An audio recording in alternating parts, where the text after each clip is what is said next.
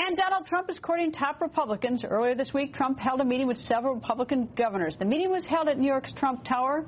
What went on behind the closed doors? Oklahoma Governor Mary Fallin was one of the participants, and a short time ago, Governor Fallin went on the record. Governor, nice to see you.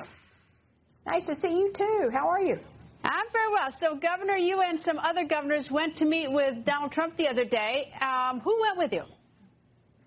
Oh, we had a great meeting with Donald Trump this week. There were about 6 of us governors that went to talk to our presumptive Republican nominee for president about our states, about some of the challenges that we face, about solutions that we have been able to find in our own states, and about the presidential election and how important it is to the future of America.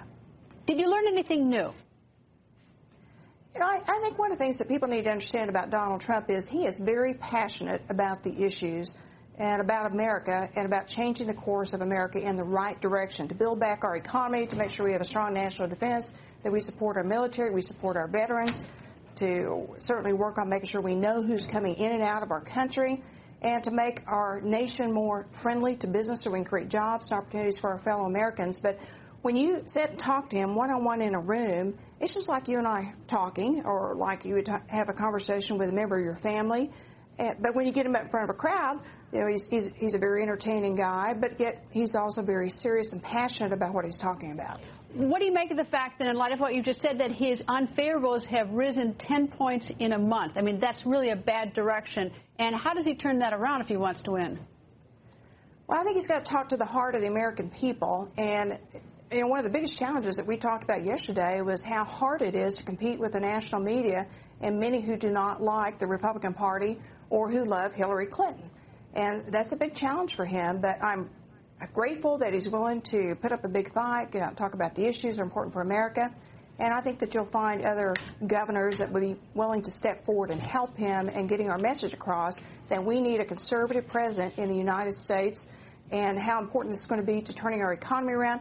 And frankly, Greta, if you look at the polls themselves, if you look at the right track, wrong track of our nation, you'll find the majority of Americans feel like our nation's going in the wrong track. And so if you want another 8 years of President Obama, you put in Hillary Clinton, and you're going to get more 8 years of what we just had. All right. Well, it's no secret, Governor, your name has been batted around the media as on the short list for vice president. I read it all the time. So tell me, did you have any sort of side discussion with him without the other governors? Have you had any private discussions at all with Donald Trump about that? No, I didn't. We just had the governors talking to him about jobs, the economy, and national security, and certainly what happened in Orlando this week and what a terrible tragedy it was. But it's a great honor to even be mentioned, to be able to serve your nation. It is something I've enjoyed doing for the last 25 years. But right now I'm just focused on being governor of Oklahoma and doing everything I can to, you know, find solutions to problems facing my state, and certainly making sure that we elect a conservative to the White House this year.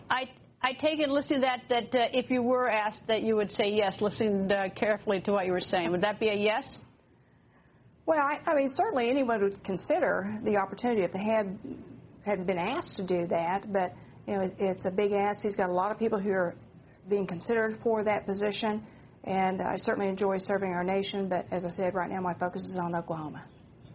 Donald Trump also said that he's a better friend to the gay community than Secretary Hillary Clinton. Do you believe that? Well, I think Donald Trump respects all Americans and loves America itself. Sometimes he may say things not quite the way I would say things. As someone who's been in office for 25 years, he speaks his mind a lot. But I take him for his word. I know that he said yesterday that he had a lot of gay friends, and certainly I have gay friends.